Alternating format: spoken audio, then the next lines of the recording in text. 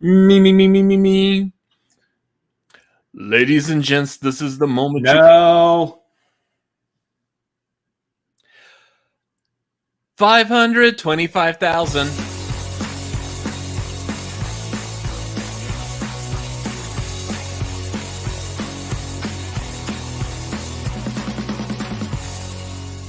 What is going on, everybody? It is Wednesday night. It is 8 p.m. Central Time. We are the Cinefanatics. It is time for the tagline. My name is Robert Adams. I'm Chris Adams. And we got stuff to talk about, don't we? That's why we're doing a show. That is the point of the show. You have stuff to talk about. You got a camera. You turn it on. You talk about stuff. That's how this works. It's been, 2 weeks or so? We didn't do a show last week because you weren't feeling good. We almost didn't do a show this week because I'm not feeling good. So we're falling apart, everybody. Yeah. Anyways, so we're still going to push ahead. So because I'm better at pushing through not feeling good, better than my brother is. Yeah. Uh-huh. I just can't word still. Anyways, how's everybody doing tonight? Let us know. Sound off in the chat. Let us know you're here. Let's see. What is some stuff we want to cover real quick? Let's see. There's the YouTube things like the Streamlabs and the Patreon. And please, you donate to that if you got questions, comments, issues. If you want to help me refill my bottle of Pepto-Bismol, that would be great. Patreon.com/Cinefanatics. If you have the means and you are able to help us out, please do that. Let me see. Last Monday we did the Toy Story watch along because Lightyear's coming out this week. This next Monday we will be doing the Patreon trivia hangout, which should be a lot of fun. We have Vernon from A Fan's View over there helping us out with that, and he does phenomenal with the questions. So that will be this coming Monday. I believe that's going to be 7 Pacific, 10 Eastern. Yep. And let me see, what else do we got going on? Upcoming shows. I just did a review of episode 4 of The Boys over on Ember Productions. I believe that's going to be up tomorrow, so make sure y'all check that out if you are interested in The Boys. This Friday, The Boys. This Friday we will be doing, I guess, is this going to be episode 4 of Stranger Things? We're on episode 4 or 3 or... Wait. Stranger Things came out when? I don't know. We're doing an episode. We're going to review an episode of Stranger Things. And that will be over on Vernon's channel, A Fan's View. So that should be Friday night, unless there's any other scheduling conflicts like there were last week, in which case we might move it around. But yeah, you can find it on there. Did you figure out which episode it was? 2, 3. It'll be the 4th episode, yes. Okay. Yeah, so even though Netflix decided to go against the grain at this point and release all their episodes all at once so you can binge it, we're still watching them once a week because we don't have time to sit here and watch all these at once. Yeah. What are numbers? So you're what are words and I'm what are numbers. Yeah. Together we make one complete, nearly half not actual competent human being. Pretty much, yeah. So that will be on Friday. Let's talk about Saturday real quick. It's a weekend day. It comes at the end of the week. It comes after Friday. It comes before Sunday. It's usually a day that most people have off work. A lot of people still work on Saturdays, but most people who work a normal 9-to-5 job have Saturdays off. Yeah. And you know what you can do with your Saturday off this weekend? You could watch us tier ranking Pixar movies over on The Marquee. Easiest volley I've ever done. The what? Easiest volley I've ever done. Oh, yeah. We are going to be tier ranking all the Pixar movies, including Lightyear, which we will be seeing tomorrow. So we will be able to give our input on that on Saturday. We do have a couple of guests joining us. I feel like now would be a really good time to announce who they are since it's coming up this Saturday. So Yay. Joining us on this ranking would be some people I've wanted to get on a ranking, specifically on Pixar. That would be The Flying Cow, and Nikki, better known as Egglord. Both of these two are, from what I've seen, I would say they're pretty good experts on movie trivia with Pixar movies. They both have a deep love for Pixar, so this should be very interesting to see how the ranking goes. Especially because the thing with Pixar, and I've mentioned this before, people are very personally connected to Pixar movies. Yeah. If you saw our marquee of Tom Cruise action movies and the aftermath when I posted the results of our tier ranking on Twitter, people had words. People were kind of confused as to the placements of some of these. Heck, up to a couple days ago, people were still sharing some words on that. Jeez. Yeah, we're still getting comments on that. I'm expecting that again, only a lot more. Just because, like, if you put a Pixar movie in the F tier, you are basically saying that someone's opinion and recognition and personal connection of that Pixar movie is F tier. And I feel like that's going to stir up a lot of conversation, a lot of commentary about that. So I am eager to see what's going to happen. Some people just want to watch the world burn. Yeah, that kind of stuff. So basically, I'm just going to let you guys know right off the bat. Y'all had some fun with my ranking of Batman 89. It's his turn. My ranking of Pixar is not that bad. There's a couple of them that I because you rate them all the same. Yeah. Well, I mean, so keep in mind when you look at my scores, like on Letterboxd, that I'm doing a star ranking based on like all movies. I'm not comparing Pixar movies with my star review of them. I don't do that either. But there is going to be some that I feel like that a lot of people really love, and I'm like, it was just okay. So yeah, be prepared for a lot of like people going, oh, that's S tier. I'm like, stick it in B. Maybe it's okay. He'll be fairly balanced out with the other three individuals who will be on this program. So yeah, come for the hot takes from him and stay for the proper takes from the rest of us. What are you, like, gatekeeping the Pixar takes here? I don't know. You liked Good Dinosaur more than me. Yeah, but it's still a meh movie. So anyways, yeah, that's going to be a lot of fun. So make sure y'all check that out. That is this weekend, this Saturday. That is going to be 7:30 Pacific, 10:30 Eastern, right here. So otherwise, the only other thing, since we haven't been here for a week or like 2 weeks now, there was a Black Adam trailer that was released. So I decided to have a little fun with that. And I did make the deconstructed trailer of it. If you haven't seen that, go watch that, please. That would be great. Thank you. Yeah, after this. Not in the middle of this, because we're live right now, and that's not live. It can be watched later. Yeah. But yeah, watch that, share it, let people know that you've seen it, that it exists. That would be great. Thank you.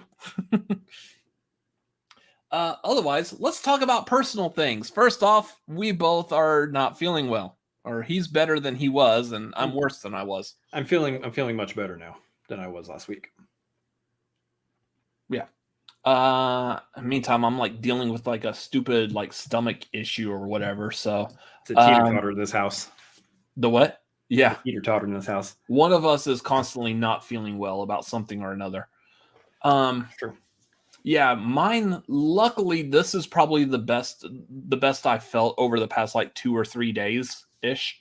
So, yeah, blah, blah, blah. Well said. I know. So yeah, if I seem a little bit off, it's not because of my stomach. That's just me in general, but it might be because of my stomach. Yeah. Oh, Tim got the COVID. Sorry to hear that, dude. I'm really starting to feel like it's not a matter of if, but when for pretty much everybody, which kind of scares me a little bit. Sure, but I work from home, so I don't usually go anywhere. Like, there's only 3 places I go. Generally, I go to the grocery store, the gas station over here, and then the movie theater, and that's it. That's the Two of only those places I places go. you could probably easily catch it at. Yeah, definitely. But I mean, when you only go to a few places, your risk is like cut down immensely. So That's true.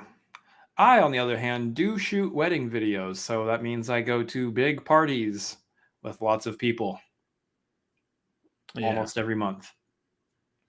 And usually it's a big group of people that are there to celebrate a wedding, so they don't care about getting sick. They'll deal with getting sick later. They're there to celebrate the wedding now. For the most part. Yeah. So yeah, that sucks. Anyways, I am working on a project for Cinefanatics. I've mentioned it before. I've made like little teaser tweets and stuff. The stomach sickness or whatever that I've had the past couple of days has really gotten in the way of me being able to work on it. But it is going to be a pre-recorded video for Cinefanatics. I've got a script on it. This is the first time I'm actually like writing out a script for something.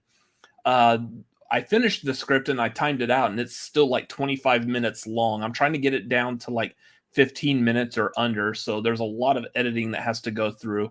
So that's what I'm working on right now. Just edit that script down, add in jokes where I can add in jokes to make it interesting, to keep people awake. And yeah, I'm hoping to have it up and ready early next month, in time for a certain movie that's coming out early next month. So I will probably talk about more of what that is as we get closer, but nope. Nope. It's not nope.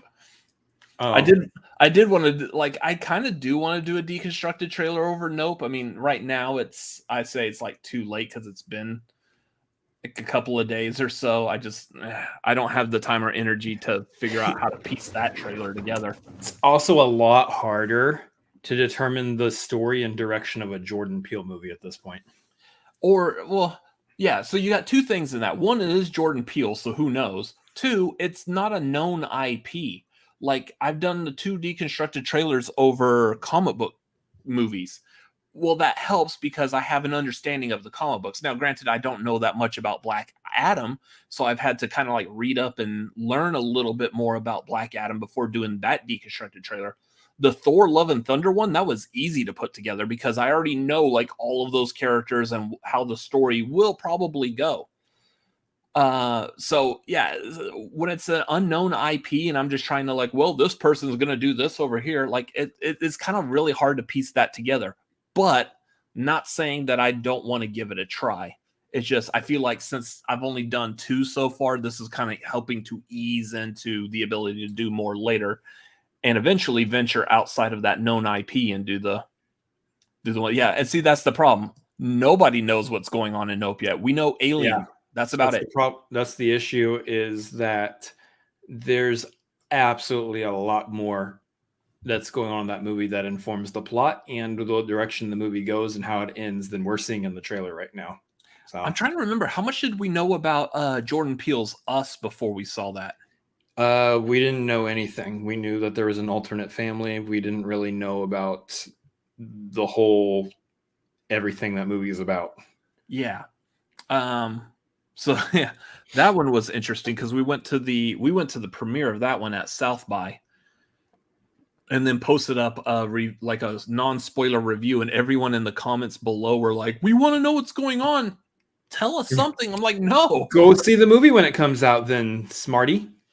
Yeah, like, no, we don't want to do that. So, yeah, again, hopefully, I want to get to like a non-IP original movie and try to see if I can piece together that, because I just think that would be fun, just as a weird puzzle. If nothing else, it'll know what's going on and Get Out. Yeah. If nothing else, it will make for a really interesting like theory as to where it could go. And I'm wondering, like, on some of those, if I'm just going to end up with like a really weird like story that I came up with based off of images from trailer. Some of those I'm willing to bet at some point some of those the people might come back and go, you know what, this was actually better than the story they actually put in the movie. Like, that would be awesome to hear. But it would be. There's no shot you're coming up with a better story than Jordan Peele. Oh no, not at all. Absolutely not. Anyways, All that to be said, go watch Deconstructed Trailers, Black Adam #1. Yep. There shall be a Black Adam #2. Hopefully it'll be longer and we get more footage. And then, yeah, this project that I'm working on, that'll be fun to release as well. Movies we watched over the past 2 weeks, other than Jurassic World Dominion. I keep wanting to call it Jurassic Park Dominion, but other than Dominion, what else do we got going on? I didn't watch anything new for reasons I'll get into in just a second. I don't think, unless I watched Cars 2 and 3. I can't remember if I watched Cars 2 and 3 before last Tagline or not, but I did watch Cars 2 and 3, which I'll talk about that during the Pixar Marquee, about what I thought about those, if I haven't already. But I do have a poll that I put up. It's over now. I do have a poll that I put up because I'm reaching 1,000 movies watched on Letterboxd, and I wanted to make I wanted to make the last 10 leading up to 1,000 special movies that I should have seen already, but haven't. That doesn't really work when you're running a movie YouTube channel and you didn't pre-plan this way ahead of time to dodge movies that are coming into the theaters like Jurassic World Dominion, Lightyear, and Elvis. So we're going to go ahead and just make the last 2 movies leading up to 1,000 something special, the 999th and the 1,000th movie that I've ever watched in my life. Will be 2 movies I've never seen before. I made a poll. The winners of that poll are Singing in the Rain for the 999th movie and Alien for the 1,000th movie. Alien will be my 1,000th movie I've ever seen in my life. There you go. That being said, likely to make some kind of content out of either of these. I don't really know. Maybe if we can find, I'm probably going to put it up on Twitter and see if anybody wants to talk about either one of these movies in a streaming public setting. Of course you do. Yeah. Put your hand down. I mean, I can talk about both of them actually, but I mean, Alien is definitely going to be. Oh, we know that you can talk all day, every day. But these 2 specific movies, I want to try to also branch out and find some other people outside of this channel as well to join in and on the conversation too. Oh, well, that makes sense. So, yeah, those will be watched here pretty soon. I don't know when. I'm going to. Well, I'll say this much: I'll probably watch them after Elvis, which is next week at this point. So. Mm-hmm. Just to fit in the timing of that, because Lightyear and Elvis are going to have to come first at this point in order to nail down timing. I think I'm going to have to watch something else also. I think there's an extra spot in there. So who knows? Maybe I'll watch the 3rd movie on that poll, which I think was Jaws. So we'll see. Mm-hmm. But there you go. Really. I'm disappointed in you right now. Mm-hmm. Anyways, so the only new ones I've watched, I watched Escape Room, which that was actually really good. I actually really liked Escape Room. I thought they did really well on that. It sounded like it was going to be like, what's like Blumhouse's Truth or Dare with all the stupid grinning people, which actually is not that bad. It's just very weak plot to it. Especially because I know the history of that one, and they just made a movie based off the title. They just said, here's the title, Truth or Dare, make a movie off of it, and that's what they did.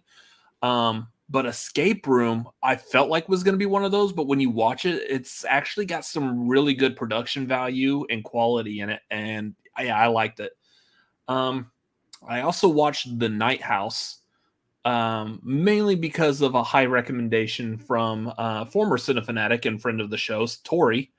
Was telling me that she wants to know my opinion of it, and yeah, I thought it was pretty good, pretty decent, like nice little thriller. Took a turn I wasn't expecting, but and then also to catch up on Pixar, I watched Brave because I hadn't seen Brave yet.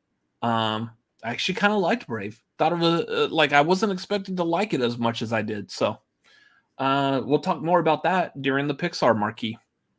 Anyways. Yeah, Jeremy Miller says, have fun with Alien, Chris. Here's the thing, you're watching Alien, you already know the one scene. In fact, you've already seen the one scene. Yeah. So you've seen the big shocking scene of the entire movie. You think of Alien, you know chest bursting is the thing, so. Yeah. There's another kind of shocking twist in Alien I don't think you know about. Oh, really? Yeah. There's a movie that old, there's a twist in it I don't know of? I'm almost certain you don't know it. Anyways. Fascinating. Yeah, that'll be interesting. Or you know after I've seen it, whether or not I've known what that twist is. Yeah. Or you know of it, but it's not on the forefront of your mind and you're not paying attention. Then you see it in the movie, you're like, oh, that's right. I thought I heard about that or something. Yeah. There's a cat. Is the cat the overlord dominion of all the aliens? Jonesy? Should be. That's the twist. The cat is running the entire show. Jonesy would have my vote, but yeah. Anyways. Yeah, I know. So Garth's the same. Brave is his favorite Pixar movie. She reminds me of my late sister. Yeah, like I was watching that. I was like, Garth is gonna appreciate the fact that I'm liking this movie. So wait, real quick, back to Alien. The cat's name is Jonesy. Yeah, Mr. Jones or Jones. Mr. Jonesy cat. That's the name of the iconic main character from the Fortnite games. Fortnite is a game that I play over on twitch.tv/ChrisAdamsMLP. If you haven't joined me over there, you can feel free to come join me over there. I stream over there 4 days of the week. It's a lot of fun. Carry on. And then when you're done doing that, make sure you come back and watch Deconstruct It. Never mind. Anyway. When you're a growing channel, you got to plug all your shit all the time. Do you have to say it like that? Especially after issues with my stomach. I don't just no. Moving on. Anyways. Yeah, we'll move on to thanks. You might need to come back for this. I'll sit on it. That was not a good joke. Let's move on to some movie news. Hey, sounds good. Ladies and gentlemen, good evening. This is what's happening in your world tonight. We apologize for the interruption. Back to you. The great plug off of 2022. Oh, that sounded bad, real bad. Yeah. Lego, I'm so glad you're here. Plug off. God. What are we doing? Sigourney Weaver was a serial killer. There was no alien killing people. That would actually have been like a really cool twist, but it was a dream the whole time. I mean, they might revisit that idea in the second one. Right. All right. Box office numbers. Let's talk box office. As I do every week, I would like to know, what do we all think the number one movie in the box office was this weekend? Was it the fourth return of Morbius? No, actually, where is that fool? Oh my God, really? Did it pop back into the top 10? We'll talk about that in a little bit. Oh, no, it's not Morbius. Yeah, you're right. It's Jurassic World Dominion. Good guess. Good job, everybody. Cool. How did y'all know? Honestly, this would have been one of the times where trying to guess might have been a little tricky, because Top Gun Maverick is doing numbers, people. It's doing numbers. I want to go see that again. I do too. It's such a good movie. But no, Jurassic World Dominion comes in at number one for this weekend. Surprise, surprise. With $145 million domestically. That's a lot of moolah. Lot of money still in that Dino franchise. But the reception on that movie has not been the best all the way around critically. Audiences seem to be enjoying it somewhat, so that's fair enough. But critics they're not on it. They're not on it. Congratulations, I'm a critic. Yay! Yeah, That's how you know you're a critic. I am not certain that movie is going to have legs. In fact, we're going to probably see a very significant drop-off between this week and next weekend. With Lightyear coming out, Lightyear will take number one in the box office easy. I can see Lightyear taking number one. I can see that happening. because you're going to be catering more to families and kids, and then I would say there's a good chance Elvis will take number one the week after that. So. Depends on how good Lightyear is. It's a family movie. They're not taking their kids back to see it the second time. Unless they just want to shut their kids up for. They're not taking their kids back to see it the second time. It's not how families where you ain't dragging your kids to a movie theater 2 weekends in a row. That's not happening. No, you drop them off and then you go hit up happy hour. You don't drop a 6-year-old off at the movie theater. It's never be a parent. Now we know why I don't have kids. Oh God. Anyway, Jurassic World Dominion is number one. Number two is Top Gun Maverick. That's not a surprise. But here's the kicker. We got to talk about this. Got to briefly talk about this. The 42% drop off from last weekend. For Top Gun Maverick? Yeah. But how many? So it's been number one in the box office. How many weeks has it been out now? Like it came out May 27th. So. Okay. So yeah, almost like 3. Yeah, it's been number one for about 3 weeks. Yeah. This is the first weekend that it's not number one. Correct. So, and it's only had a 42% drop off from last weekend. Yeah. That's not bad. That's actually that's holding on really tight. To say that it is currently at a almost $52 million domestically this weekend. Jeez. And that is after a 42% drop off from last weekend. Yeah. So which was 2 weeks after it came out. That's almost what I would expect to see in a drop outside of a pandemic after like its second weekend. For a Marvel movie. Yeah. For it to only drop 42. Yeah, it's holding on. So suffice it to say, Top Gun Maverick is the highest grossing movie of the year of our Lord 2022 so far. When is it not the year of our Lord? I don't know, I guess it's every year. Whatever. It's a phrase, okay? It's just a phrase. We're the cinefanatics. We're not the phrase-o-fanatics. We're not here to question phrases and how they came. Etymology. Yeah. Culturally, where things come from and their significance. I will say culturally, Top Gun Maverick is very significant, though, based on how much money it's made. Yeah, ton of money from that. Best Tom Cruise movie ever. Easy. Highest grossing Tom Cruise movie ever. They took the top spot in our tier ranking also, our marquee. Yeah, it's a fantastic film. Deserves all. The number of weeks it's been out is right here. I could have just looked right there. Fascinating. Learning stuff about Box Office Mojo, y'all. So there you go. Top Gun Maverick's number 2. Deserves to still be up there. It's going to be in the top 10 for a very long time. I'm sure it'll end up on Paramount Plus here within a month or so. I still want to see it in the theater again, though. Yeah, but I don't think it's going to jump out of the top 10 for probably another 2 months, honestly, at this point. Another month and a half, maybe. Number 3 is Doctor Strange in the Multiverse of Madness with another $5 million added to it. And that's been out for 6 weeks, so that seems about right. I want to watch that again too, but that one I think I'm waiting for like home. That'll be on Disney Plus within like the next couple of weeks. That'll be good. Number 4 is The Bad Guys. Number 5 is the Bob's Burgers movie. Number 6, Downton Abbey: A New Era. And pushing down to number 7 finally is Everything Everywhere All at Once. The fact that movie is still in the top 10. How many weeks has that been? That's been out for 12 weeks. That's been out for, is that 3 months? That's 3 months. It's been out for 3 months, and that movie, a smaller budgeted A24 movie, has been in the top 10 for 3 months. Yeah, not bad.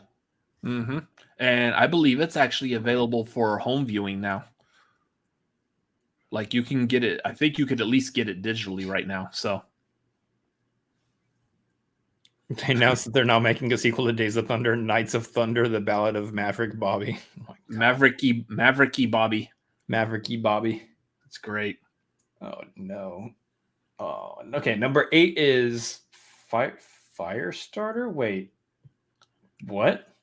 Hold on. Am I reading this right? It says it was number 21 last week. Like it jumped from 21 to number 8. Yeah, it has a plus 732% box office take from last week. How?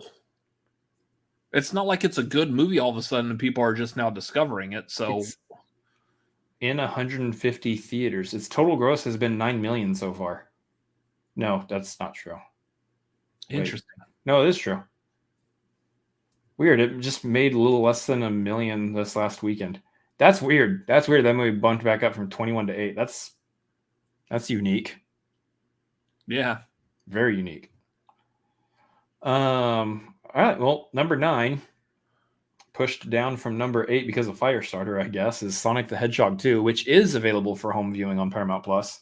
Mm-hmm. So that still being in the top 10 tells me that Top Gun Maverick will be in the top 10 for a good chunk of this year, apparently. Yeah. And then number 10, I'm going to butcher this one. This is another one of our overseas movie family from across the various ponds and lands and whatnot.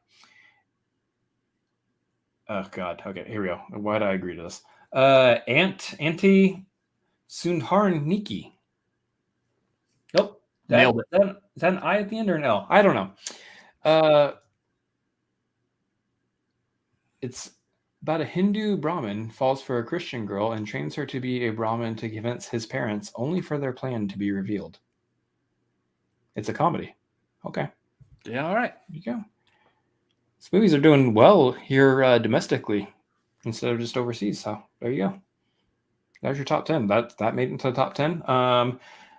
That means that Morbius is not in the top 10. Thank God. I will tell you right now, Morbius did rise. Well, maybe not from last week. Oh, we skipped a week. That's right. Mm-hmm. We skipped a week. Oh, okay. Well, so at one point it was definitely at like the 22 spot. It's now at number 20.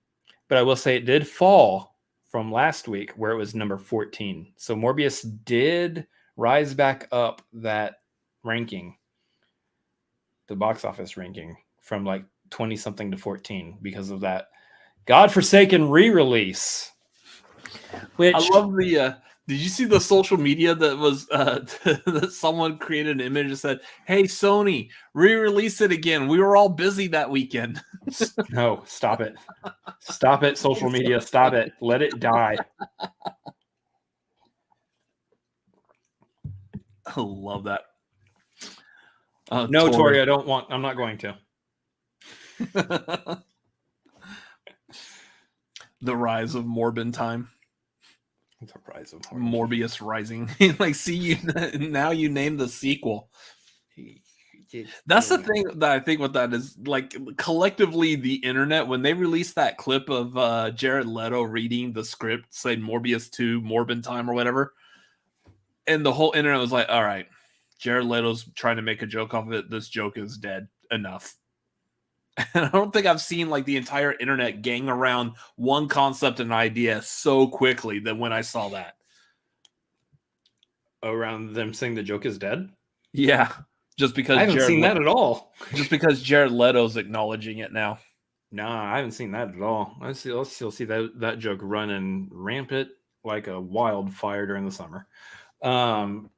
If they make a sequel, it better be called It's Morbin Time, and I'm still not going to see it because I'm not going to watch the first one. Yeah, the fact that they re-released it and it flopped so hard on the re-release, it's like, what are you guys thinking? Yo, they were experimenting, they were testing some stuff. They were like, hey, look how popular it is on the internet. People talking about it all over the place. We should re-release it. People will go see it in the theater. Haha. And no, learn to read and understand jokes on the internet, memes. Mighty Morbin power fingers. That one's good. Yeah, that just screamed of Suits in an office going, hey, there's a lot of chatter about Morbius. Maybe if we put it back into the theater, we can get another $1 out of it. Haha. Nobody wants to see it again.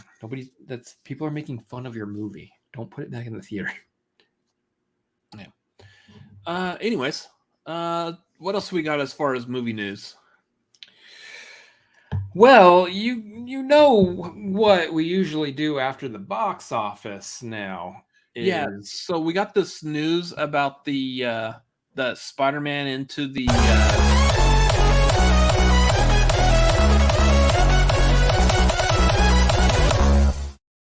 It's your Barbie Watch for the week, everybody. We missed last week. It's okay. We're back. Here's your Barbie Watch news for this week. This has been your Barbie Watch news for this week.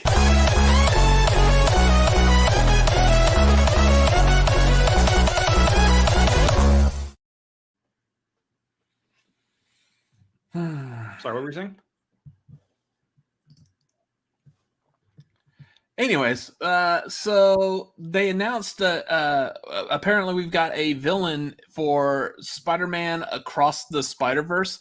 It was announced that Jason Schwartzman is going to be playing the villain of The Spots, which I feel like left a lot of people going, who's The Spot? Because we don't know this character. Oh, he's the guy from the 7-Up back in the 90s. Yeah. The little red dot. Yes. Garth says, warn me when you're going to do that. Absolutely not, Garth. You've been watching this for several weeks. We've been doing Barbie Watch. It's going to happen. Just strap in. Garth, I'm afraid to say I believe it's starting to be every time we do box office numbers, right after box office numbers is when this one over here, whatever direction I'm pointing, is going to want to talk about something. What? So, yeah. So until the Barbie movie comes out, that's, I guess, business as usual around here. So.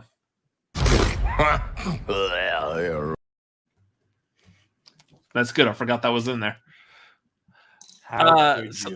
Anyways, so real quick, the Spot is a Spider-Man character that has the ability to like throw black spots that are basically like interdimensional doorways. He can teleport through them, basically, is what it is. So he was in an episode of the 90s Spider-Man cartoon. He wasn't a very popular character, not very well known. I can't remember if there was even an action figure created of him. So I'm kind of curious as to why they're putting him in the movie, but yeah, kind of interesting. But anyway, it's going to be Jason Schwartzman doing his voice, which I really like Jason Schwartzman. So I'm thrilled at this character and his voicing, but just curious as to what we're going to see. Sound like Gideon from Scott Pilgrim, possibly. The character of Spot was it Dr. Ohm? Jonathan Ohm. He's always been more of a reserved character, very like toned down. The cartoon in the 90s had him talking very, very softly. He's not an aggressive person at all. He would always just be very, look, I just want to be here and I just want to be able to get this stuff done, and by all means. Garth says there is action figures. Okay. Interesting. It's just a white figure with black spots on it. So yeah. Yeah, so that's coming. When was this? This was like a couple of days ago, I believe. My stomach issues have been like all over the place the past couple of days, so I don't know time anymore. Yeah. So this was on Sunday. So on Sunday, it was announced that actor Philip Baker Hall has passed away. And like we try to point out some of these, especially when we know it's a very much beloved actor. In some cases, I feel like Philip Baker Hall was one of those actors that you've seen like in a lot of movies and TV shows. Generally, I don't think people may know who he was right off the bat, but they're always like, I've seen him before. I know who he is. He's definitely someone you recognize from movies and TV. Okay. I love like a lot of his work. I've really liked. recently we were going to do a marquee of Paul Thomas Anderson movies. And so I had to go back and I watched all of PTA's movies. And the first one was Hard 8, in which case Philip Baker Hall is a lead character in that movie.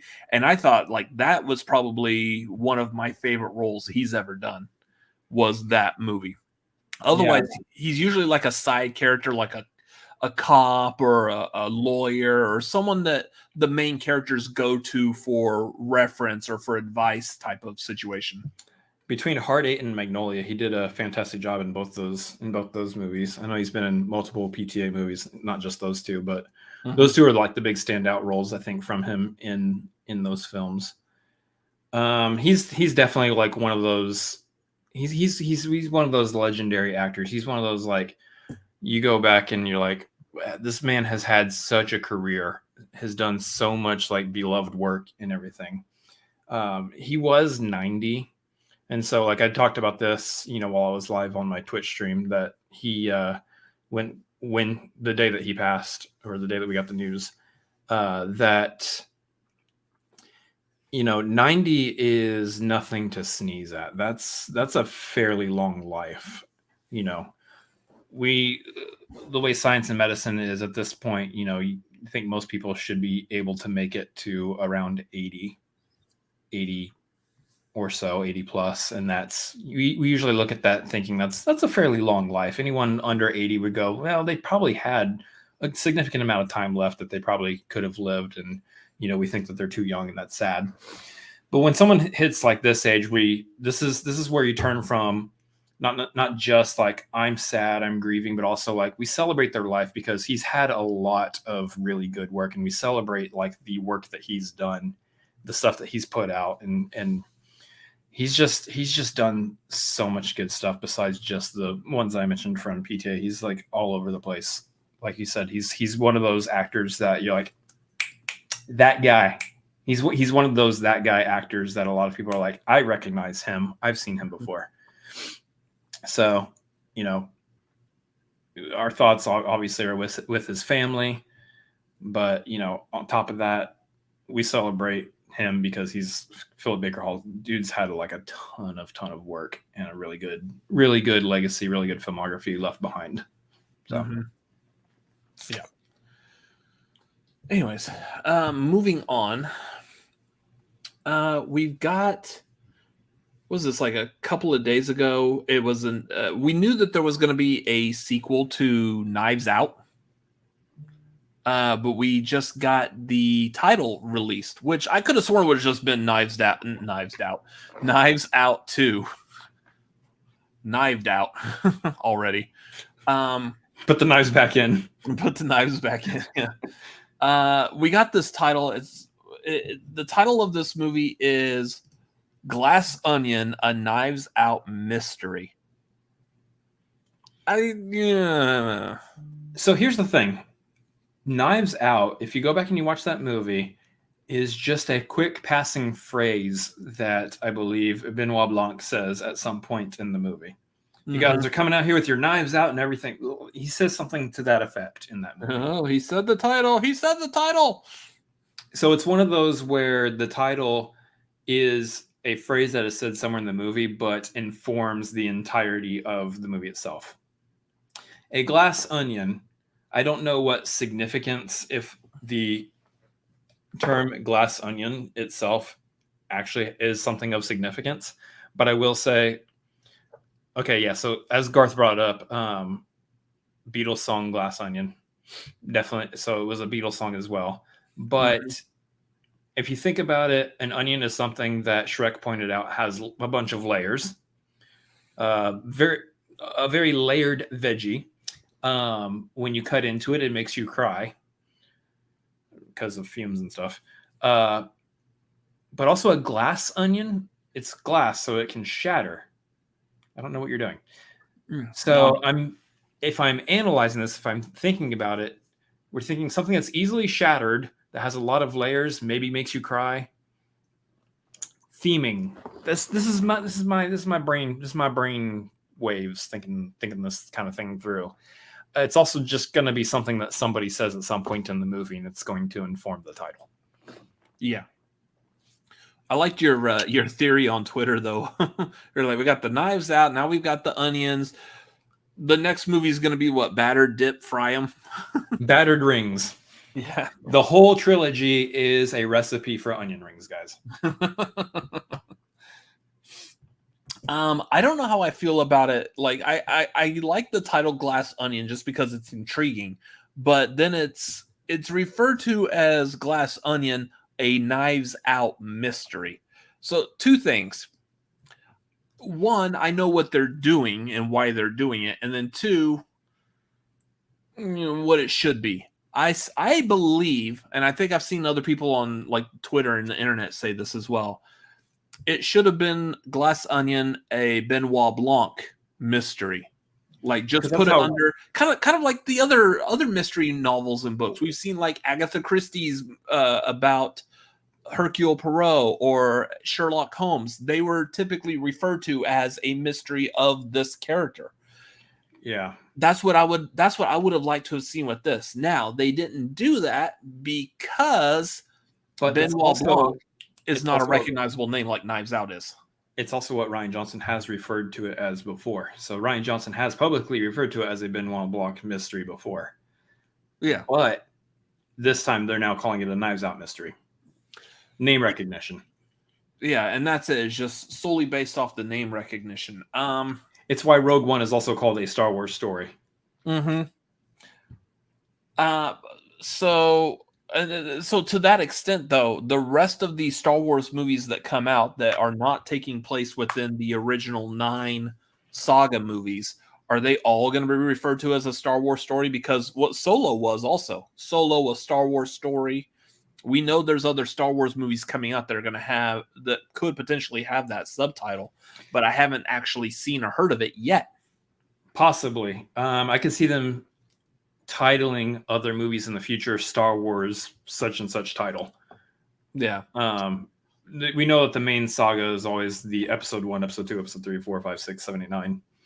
But, Rogue One and Solo have had the Star Wars story. I could see them doing Star Wars such and such as the titles in the future. Unless they do something legacy like Rogue One or Solo.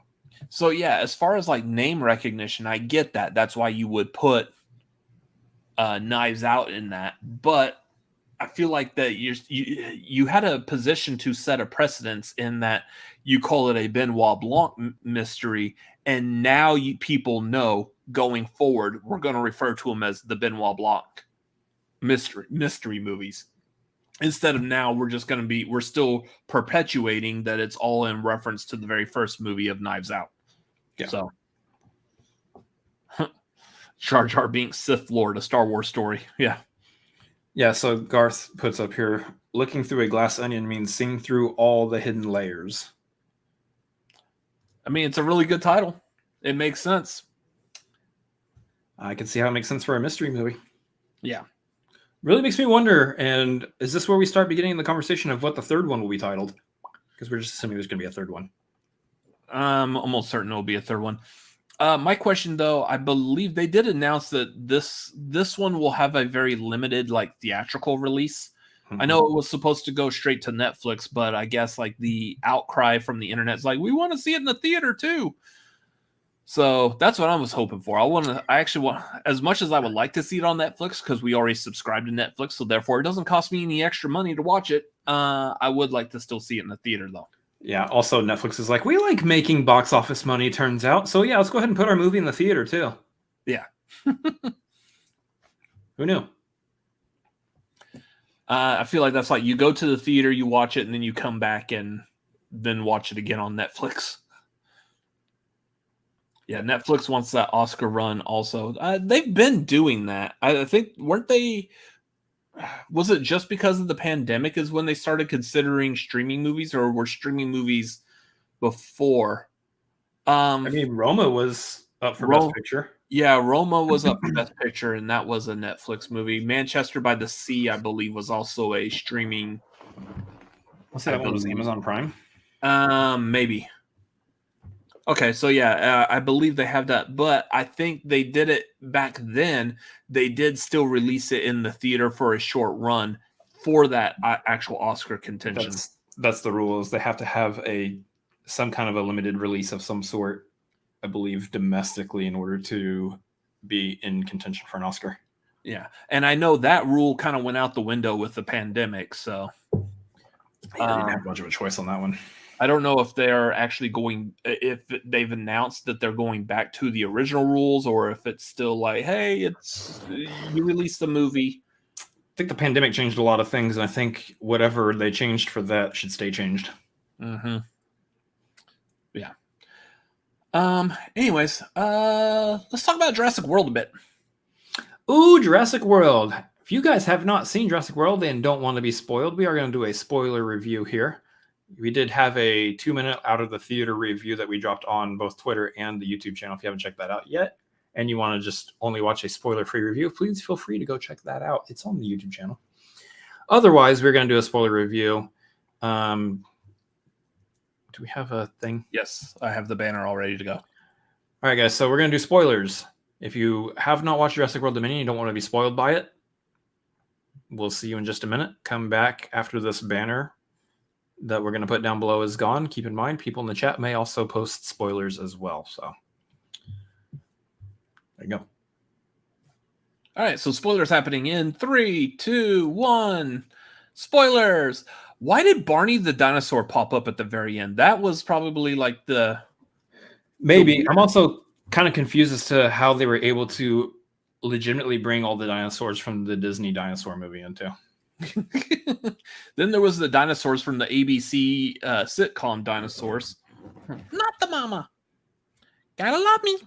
Or however he sounds. Anyways, this was stupid. This has been our review, which has actually made more sense than the actual movie itself. That's not true. Dude, this movie was a mess. So real quick, my number one problem with this movie, and I know it's going to sound weird, and I'll explain. This movie had too much science in it. I say that sounds weird because it's a Jurassic Park movie. There has to be science in it, because how else are we explaining these dinosaurs magically popped up and came out of nowhere? There's been science. It's been understandable. Your layman was able to very easily follow. Littlefoot made an appearance. Good job, Tori. Proud of you. Errolowl, did I miss a musical review of Dominion? No, we're not doing a musical review of Dominion, but thank God. This movie sucked. Anyways, like your layperson could easily follow the science that was described in the original 93 Jurassic Park. I don't know why I signified the year, but just staying on my toes.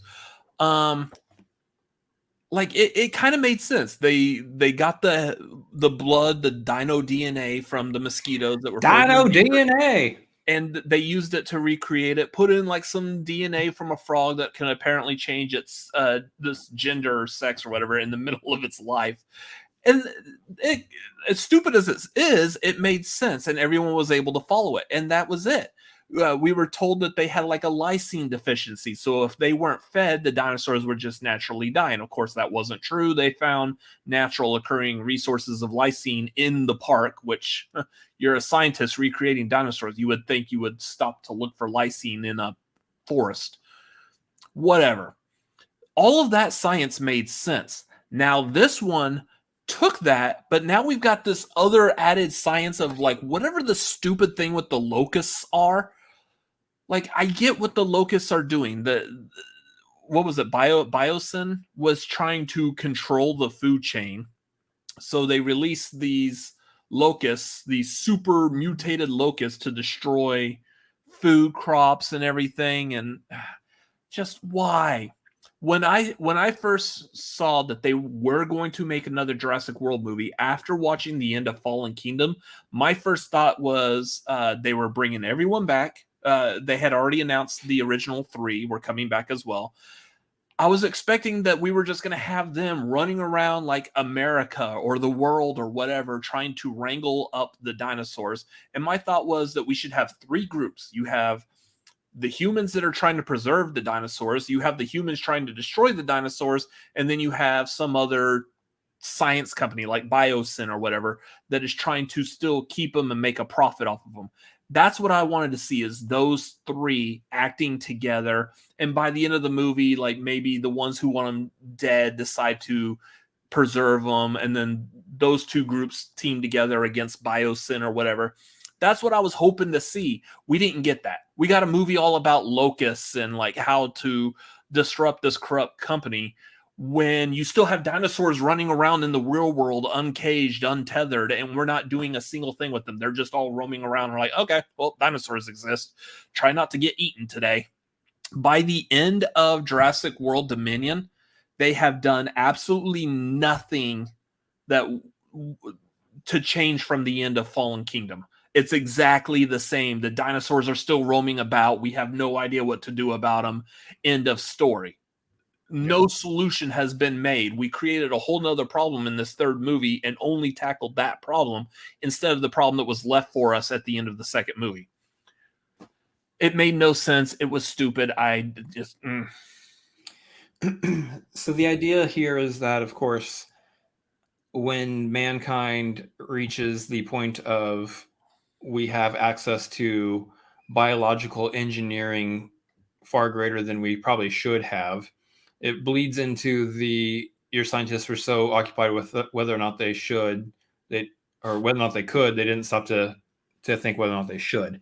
This is just a continuation of that. I understand why. From the very... if you just look at the straight line, why are the locusts there? Why do they exist? Why is that the plot? Because we can, and we're going to. Man without regulation, untethered, will do absolutely ridiculous things and will end up causing harm and hurting their fellow man. It's going to happen. The problem with that is, while I understand that idea, it was not the story this movie needed. I think it's a perfectly fine story. I think it works wonders for a book, maybe even for a spin-off TV show of some sort, maybe. Oh, don't say that. Don't give them ideas. We'll get a Jurassic Park show. Well, they did already use this idea for a movie, so there you go. For the movie, they really should have stuck with the plot that they had already introduced within the first two films of this particular trilogy. Not that I enjoyed Fallen Kingdom, mind you, but the way that movie ended actually got me excited for the third Jurassic World movie. I was like, yo, people just going to coexist with dinosaurs now. They're going to be everywhere. They're going to be running around, flying everywhere. That's what I want. That's what I want from this franchise. This is the direction this needed to go and needed to end up at. What do we do as mankind with dinosaurs running around? We sell them in the black market and we feed them in parks. That's what we do. We just live with them now. They're there. Don't worry about it. Dinosaurs are here. All the hype and everything built up by the fact that the dinosaurs are roaming free was completely gone by the first 10 minutes of this movie. Which, to be fair, also, it was already kind of a thin idea too, because we're expecting that dinosaurs reproduced like rabbits, based on how few of them got out at the end of Fallen Kingdom, that small amount of dinosaurs were able to just boom explode their population like crazy across the entire globe. I mean, the only dinosaurs were the ones that were in the house, the Lockwood estate, that all escaped by Macy releasing them because they're alive, like her. Yes. Where did she get the accent from? Also, I remember asking that. I don't remember her having an accent in Fallen Kingdom. She had the accent in Fallen Kingdom. She was just younger, and it didn't sound like an accent to you because she was a little kid. But yeah, we had a small handful of dinosaurs that escaped from Lockwood, and now, granted, this is supposed to be 4 years later, I believe. 4 or 5. Something like that. But these dinosaurs have populated themselves all over the earth now. There's even a map in this movie that shows that dinosaurs are now overseas. Not the flying ones, like the land crawling ones. like, isn't Biosyn like this valley they're talking about? Isn't it like in Italy or something? How did they get like brontosauruses and T-Rexes to Italy when they were at the Lockwood Estate in California in the last movie? Did they just walk across the ocean? I mean, that, and I don't think that they were. I don't believe they were necessarily being kept as a pair. And I don't want to get into like how dinosaurs reproduce, but I don't think there was enough dinosaurs to actually reproduce and create more dinosaurs. Life finds a way. These dinosaurs don't need Yeah. to pair up. These dinosaurs are able to figure it out all on their onesies. Y'all are all did. Between you and Lego here in the chat, y'all are all just quoting like the lines from Jurassic Park that were written to act as the "shut up and accept it" people. Look, if you don't pay attention to the first few movies, then you don't get the plot of this one. You should have been paying attention to the movies the whole time. They explained how this works. All right, asshole. The point is that there's a lot going on in this movie that's like there's a lot. First of all, you already have to suspend your disbelief for Jurassic Park. Yeah. Secondly, I'm having to suspend even more disbelief for us to even get to this point in how we exist with dinosaurs and everything. Now, that being said, that means the main plot of the movie was kind of rough. There was some really good stuff in it still. There were some great action sequences in this movie. These are going to be the things. These are one of the things that will bring me back to the other movie. The other thing that will bring me back to the movie is DeWanda Wise. But these action sequences were actually pretty fantastic. What was that location? Malto, something like that? Is that what it was called? Malta? Whatever. Where the underground dinosaur ring where the people were selling the dinosaurs and whatnot on the black market. That whole sequence where they're going through that and escaping. Granted, the bad guys who are present in that scene are very one-dimensional and are just there kind of just for that scene and then they're done. But the entire sequence was some of the best stuff that we got in the movie as far as action goes. Now, obviously, you got your third act with the gigatonna giant Blotosaurus. Why did they keep making new dinosaurs? It's kind of a tradition at this point. Kind of expect it. But this thing kind of going after our entire crew who formed in this movie. That was fun. That was a good classic Jurassic Park sequence. Love that. I just kind of wish there was more of that in the movie, and there really wasn't. There was just small, minor sequences where there's a couple dinosaurs here and there that pop up and go, "Hey, we're dinosaurs and we're here. Run from us." But for the most part, the entire movie wasn't about the dinosaurs. It was about Biosyn and what they're doing with the locusts, and that's fine. But it's not what the movie's still called Jurassic World, and we were aiming to get to the world being Jurassic, and we got that, and we didn't do anything with it. And that's kind of the problem. Back to DeWanda Wise real quick. I have a new crush. I do agree that Marvel needs to get her real quick. Sign her up for that like 10 movie picture deal. Lock her in as Storm in the MCU X-Men. Hands down, no argument. End of discussion. Like, absolutely. Yeah, I have a new crush. That's really all I need to say about that. We do need to talk about our legacy cast members coming back again. They were there. Yeah. They were doing the things that they've done in the first few movies. I don't know why. I mean, theoretically, they could have gotten any kind of like environmental people to still fill the same role. Why did it have to be Alan Grant, Ellie Sadler, and Ian Malcolm? I do agree with that. It probably could have been perfectly fine for the story if she was Malcolm's daughter grown up. Yeah. She would no reason why she couldn't have been. She would have had to have done some kind of acrobats, though.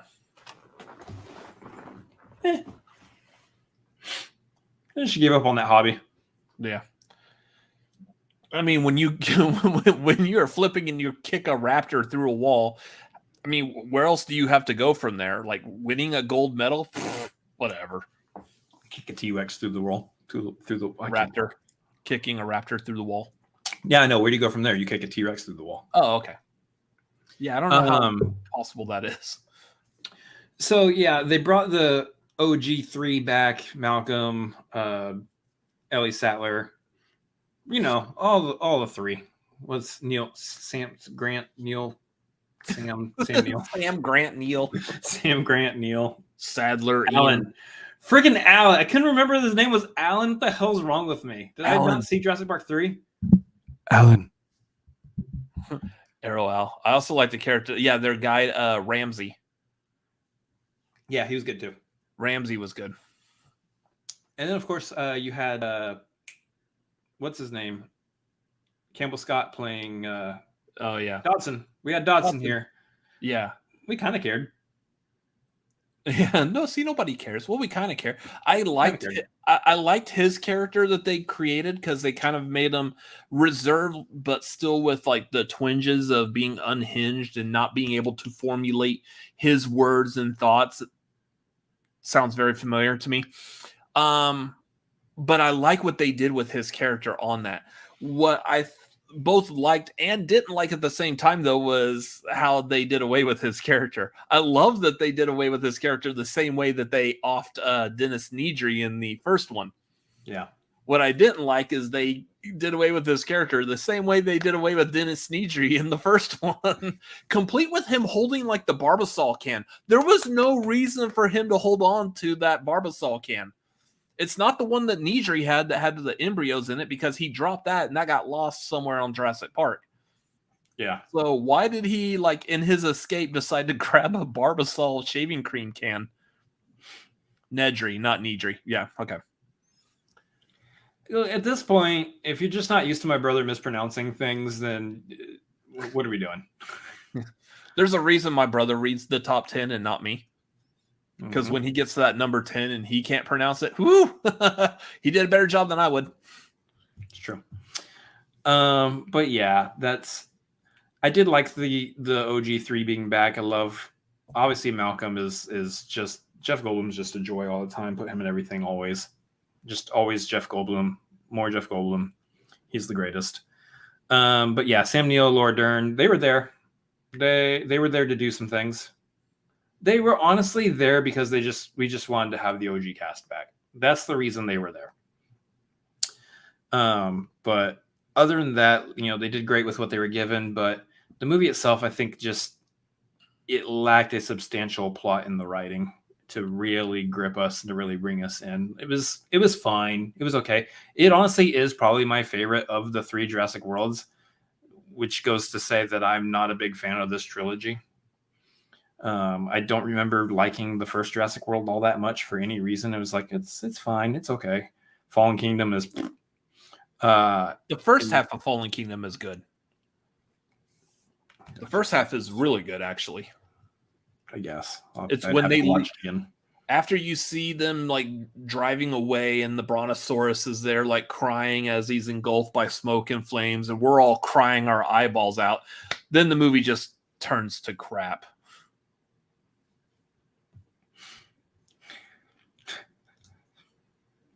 Who played the T-Rex? Quick, think of something funny.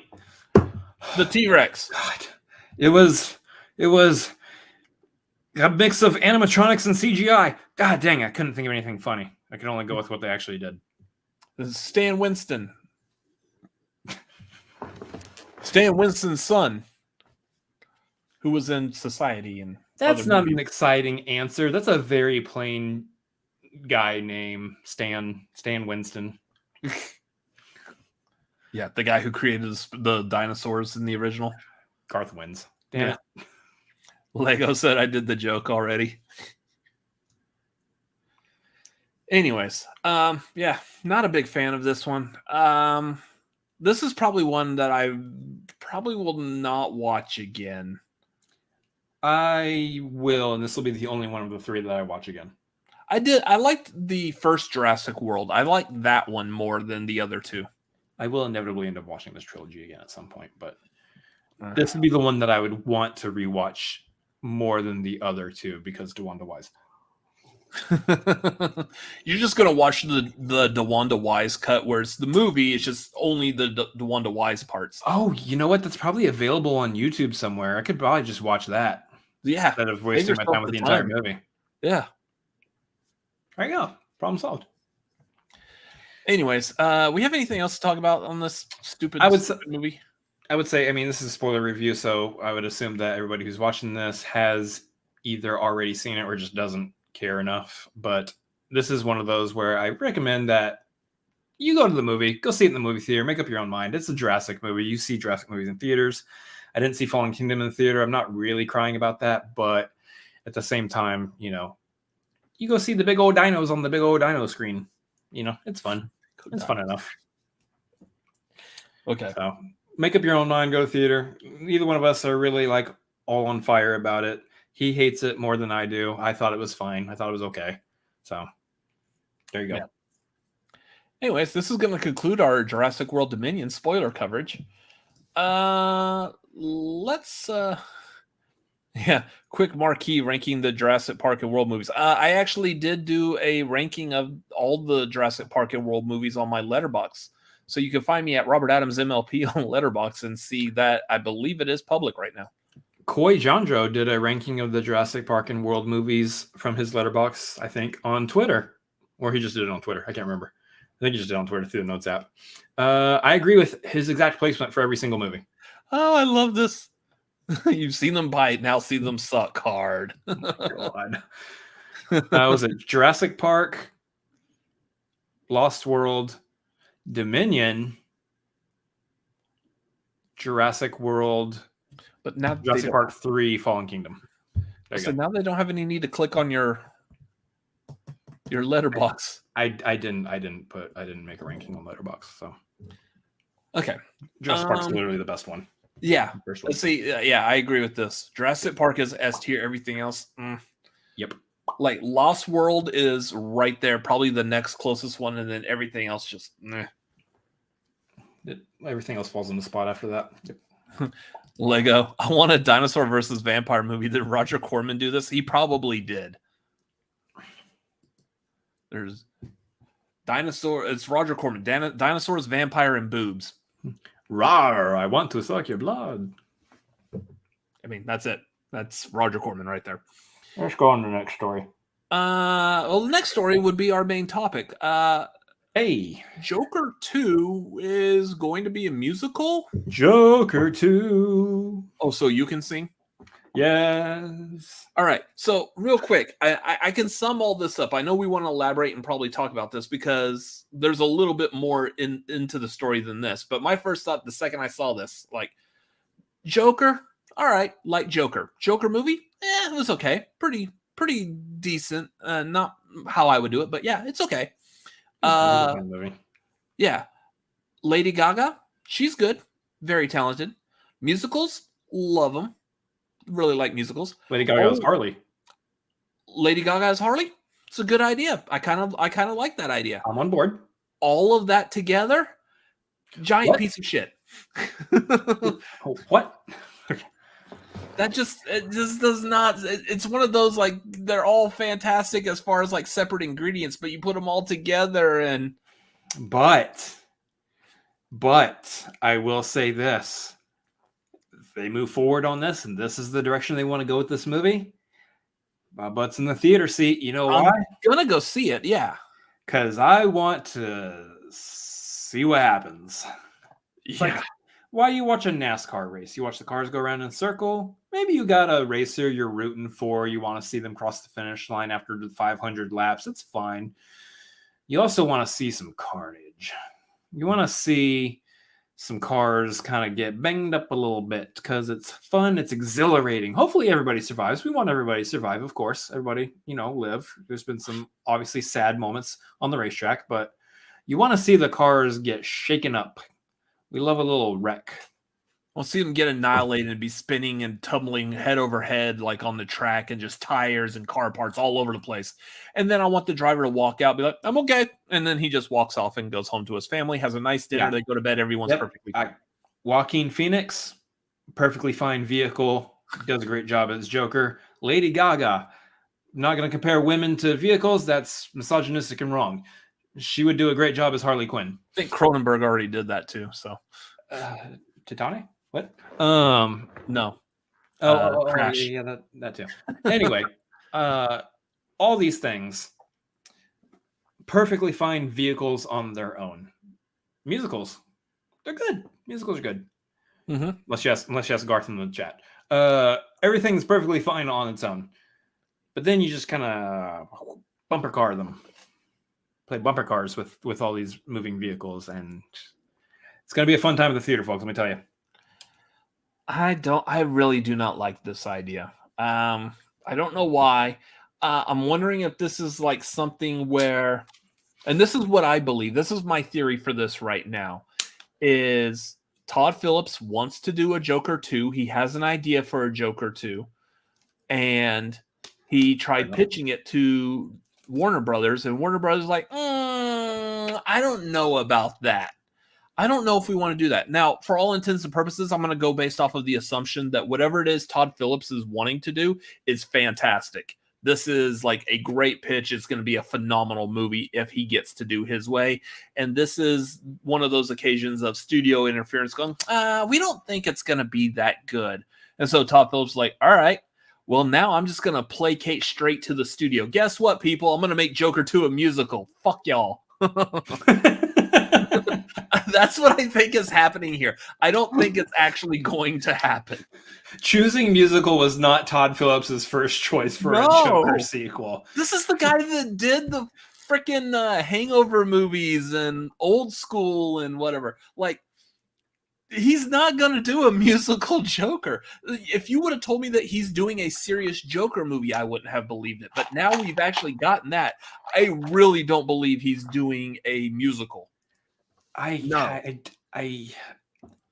don't know. Here's the thing. Right now, I kind of nothing this idea. A lot of people hate it with a passion. I think that's the point. I was going to say a lot of people are for it, but I actually haven't seen a single person who's like, this is a great idea. I'm down. No. It's either everybody just hates it with a passion, or maybe like me, I nothing this. Give me a trailer. I want to know what this looks like. I'm not saying that I'm going to watch a trailer and all of a sudden somehow they pulled it out and leave that alone. That it's going to be the greatest movie of all time. It's not going to happen. This is not going to be the greatest movie of all time. Mark my words. I am saying this on the internet, which means it's going to live forever. This is not going to be the greatest movie of all time. But as it stands right now, I kind of nothing this concept. I'm like, okay, I guess. Let's see what happens. And you know why? Because I don't know that I necessarily buy that this is going to actually happen. I think right now you got a lot of people on the internet going, what? No. They're Mark Wahlberging all over the place. They're like, what? What? No. Does Joaquin Phoenix even sing? Oh, no. Yeah. He did the Walk the Line. That's right. Yeah, I just want you to stew in that one for a minute. Yeah, never mind. I had to think about it. I was like, just for a split second, I couldn't think of like him actually doing any music. But yeah, Walk the Line. Got it. Now, I don't think he sings as Joker. I mean, he would have to. I mean, if name me a musical where the lead people don't sing in the musical. I'll be back. There isn't one. Yeah, it just, again, that's what I believe it is. I believe it's Todd Phillips announced this just as a giant FU to the studio. Say, like, I'm going to placate to what the studio knows is a winnable movie, and that he's actually just trying to argue for his own ideas, his own movie that he wants to make.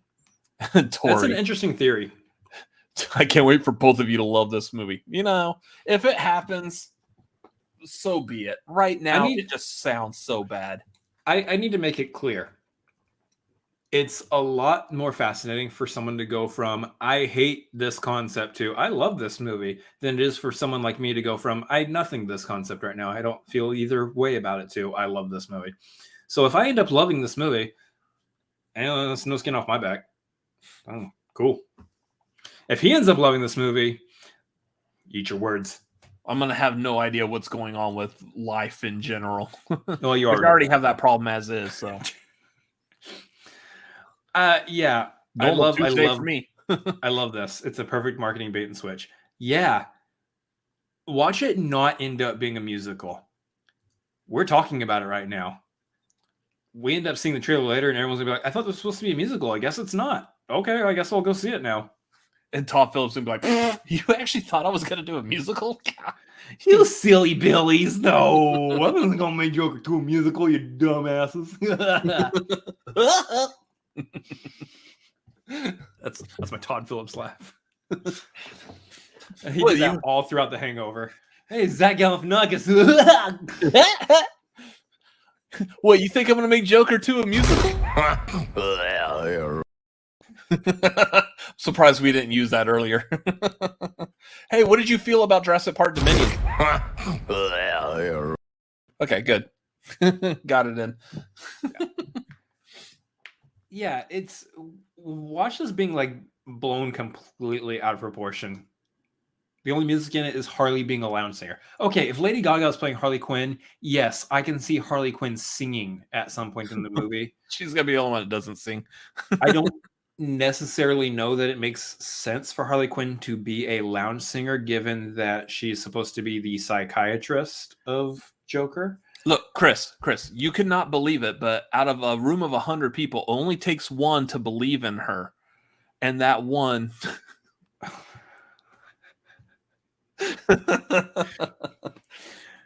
Hey, Harley! What? I wanted to get another good look at you. Now I need the Vision look to counter that Thor gift. I don't know if I still have that in here since I've redone the overlays. Oh no, I don't have it on here. Yeah, we need a video of that. Well, since I've redone the overlay stuff or whatever, yeah, homework after the stream. Bring that back in. Figure out how to get that Vision look back in this. Yeah, because that one was pretty good. We're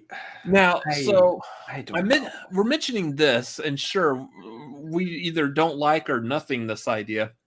But what I think's funny now is this was announced 2 days ago. Over the course of the past 2 days, have you seen how much news is popping up and going, this is gonna such and such movie is gonna be a musical, such and such episode of TV is gonna be a musical? Like everything is all of a sudden in one giant wave, all of a sudden becoming a musical. Like they announced a new Looney Tunes movie. They're like, it's gonna be a musical. Like everything is a musical now. Cartoons make sense. What else is gonna be musical? Is there another Terminator? An episode of Stranger Things, the finale of Obi-Wan. No. I mean, it's that kind of stuff. There was another news story I saw that was talking about something else being a musical, and I was like, why? I think it was that, yeah. I think it was the Looney Tunes. I mean, Looney Tunes haven't really been a music. There's been singing kind of peppered in some Looney Tunes episodes. Yeah, like the famous barbershop opera. It's a cartoon. I give a pass to They made a musical animated Joker cartoon. I would probably give more of a pass to that than a live action concept. Yeah. Apparently they're doing another Smurfs movie. It's going to be a musical. Again, cartoon animated, that makes sense, but Smurfs sing la la la la la. Yeah, but it's not I'm not bringing this up as in it's a weird concept. I'm bringing it up as this is all happening within the span of 24 hours. There's Garth 5 new projects that are all musicals. No. Springtime for Hitler. No. God. Just think Schindler's List 2 is enough. Well, but yeah, it's just all. I just thought it was funny, all these musicals, and I should have written them down. The professional person running a YouTube channel here should have written them down.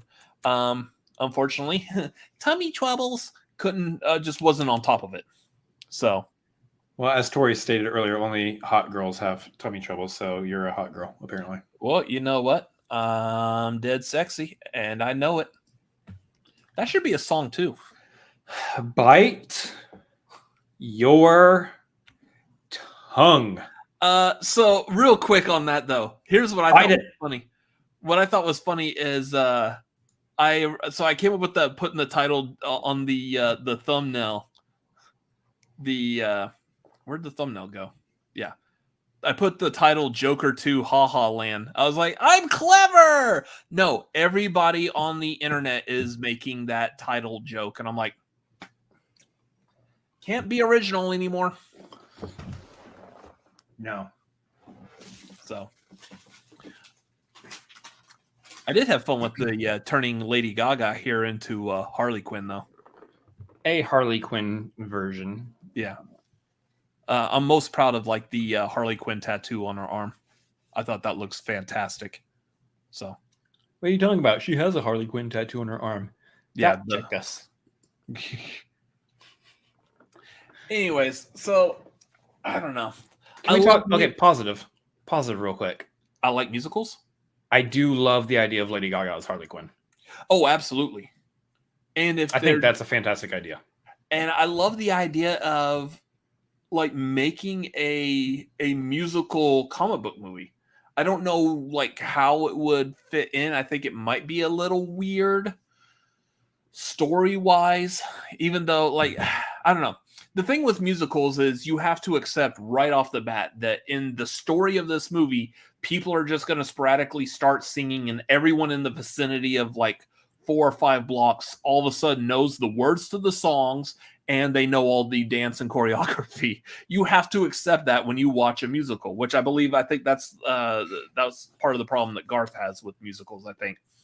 You have to be accepting of that. Now, take that concept and put it into an already established IP like a comic book movie.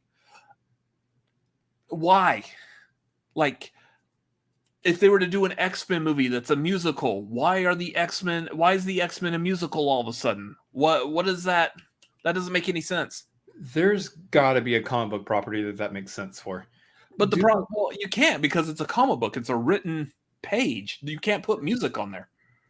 Give me a arc in the Mojo verse with X-Men. Boom, there's your musical. I mean, that's doable. Found it. Yeah. Got nerdy, but I found it. Rogers the musical. I could do this all day. Yeah. But I mean, that was set up as no, thank you. As a Broadway adaptation. That made sense. As stupid as it sounded and looked. Still want to see it though. Oof. I feel like that was honestly kind of making fun of Broadway in a bad way. Because like that, there was nothing about that was appealing. It looked terrible. Just saying.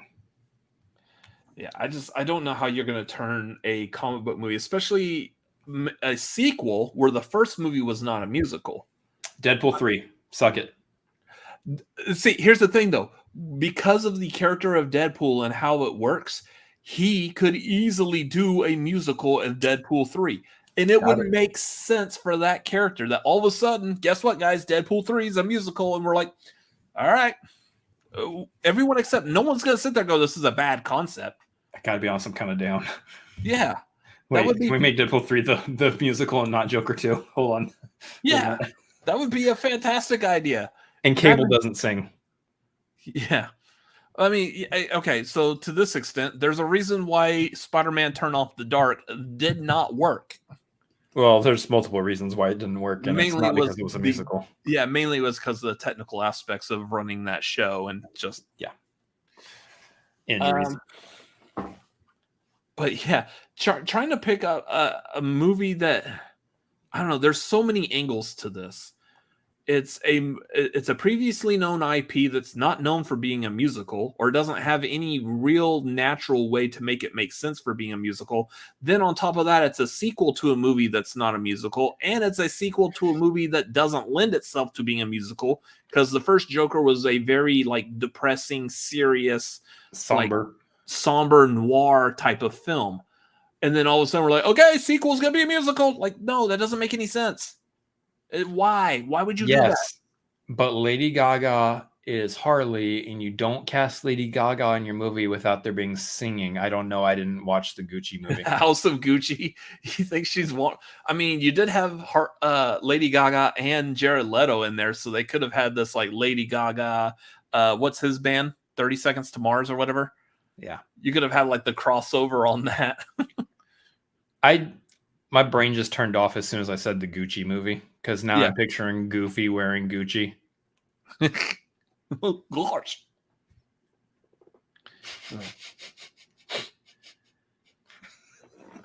Gucci. Okay. All right. Yeah, give me a trailer. Just give it. You know what? I hope they stick with this concept. I really do. I'm nothing it, and everybody hates it. And I hope they stick with it. I hope they drive it into the ground and throw it in everyone's faces because where did she say it? Because accept the chaos. Give me chaos. I like watching everybody cry about something that doesn't matter. Yeah. I don't know what the concept of that's going to be, how they're going to do it. It doesn't make sense. It's already departed from Joker that we're used to in the Batman universe as normal. It's already a different Joker. It's not related to anything else. Let it be chaos. Here's the one thing I will say that's in support of this. And both me and my brother are going to completely understand what I'm saying. Oh, yeah. I already know where you're going. Yeah, you know where I'm going with this one. If you are a fan of the TV show Scrubs. Oh, never mind. This is not where I thought you were going. Oh, really? I wonder where you thought I was going. I'll tell you. Okay. There was an episode of it. Scrubs it's a comedic sitcom about doctors in a hospital. It's known very well for being fairly medically accurate. They had one episode where a woman like passes out, bumps her head or whatever, and she wakes up and she hears everyone singing. And the woman playing her was one of the actresses from Avenue Q. Yeah. So she wakes up and everyone's singing instead of talking. And they turned that whole episode into a musical. It won awards, something like that. It was phenomenal. It was great. That was also one of those. I don't know how you're going to turn Scrubs into a musical or why. Well, they made it happen, and it was fairly medically accurate. You wouldn't necessarily hear people singing like with like verses and choruses and in cadence or anything, but you might. The medical thing that I read about that for this was saying that you would hear people that would be talking like this and talking in a weird tone, kind of melodic, a little bit like something like that. It's like you got an auto-tune in your brain. Almost, yeah. So something like that would make sense, but I don't know. Again, I didn't expect it from Scrubs. I get the explanation later. I don't know how they're going to do it for Joker. So he's got whatever she had in the Scrubs episode. Where were you thinking I was going to go with it?